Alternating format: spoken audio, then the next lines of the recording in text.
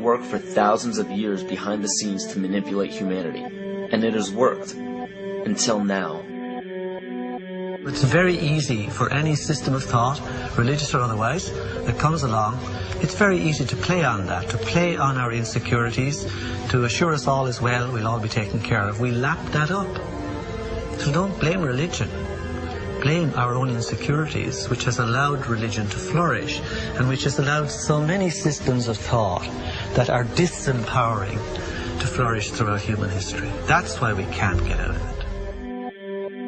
Ron Sakeley, Department Chairman, Chemistry, University of California, Berkeley, showed that DNA acts as an antenna for cellular upregulation. The primary function they taught us about what DNA is about. It's a receiver and transmitter of photons, light, and phonon sound. For what? Cellular upregulation, meaning that their water molecules, the pyramid power around the DNA spiral energizing strands, are taking in the spiritual energy of love vibrations and then sending it out for manifesting, precipitating in a quantum field, the physical matter of the body. These are hertz, frequencies, or cycles per second that the musicians can retune their instruments to play and experiment with. Why? Again, these are the Creator's musical scale, the original solfeggio, buried for 3,000 years in the Bible.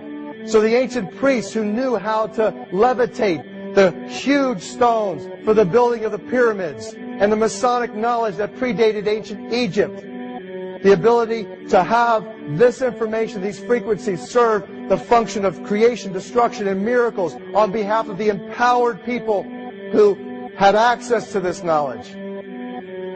I say that because of this metaphor.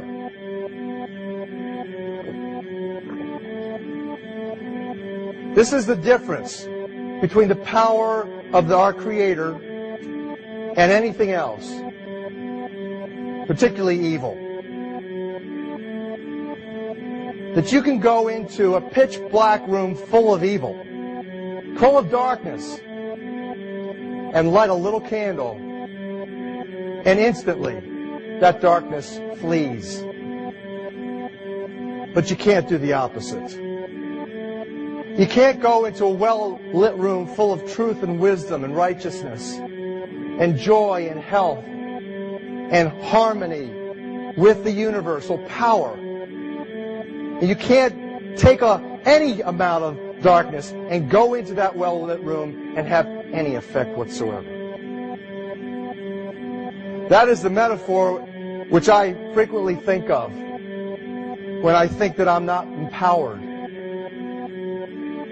It is the greatest lesson for me, and I think for everybody else, to know that we're on the winning side and that we win in the end. As you are watching this, understand that it is not a fight to be fought. It is not a war to be waged. No gun rights have to be exercised. Not a finger has to be lifted. Most people wonder how one person can make a difference. They ask that if all this is so simple and this information is available, why hasn't someone else conquered their fears and changed the world for everyone else? This is the most difficult and beautiful conundrum to our lives. Your reality affects you and only you. Your curiosity has led you to this genre of information to serve a very specific purpose in your life. To understand visually how the universe is truly a hologram, a math professor at Yale University developed a formula that is plugged into a computer program. Named after him, the Mandelbrot set shows a seemingly disorganized pattern. But no matter how far you zoom into the design, you will always find the same pattern within the whole pattern. Each fractal, broken down infinitely, will always reflect the whole.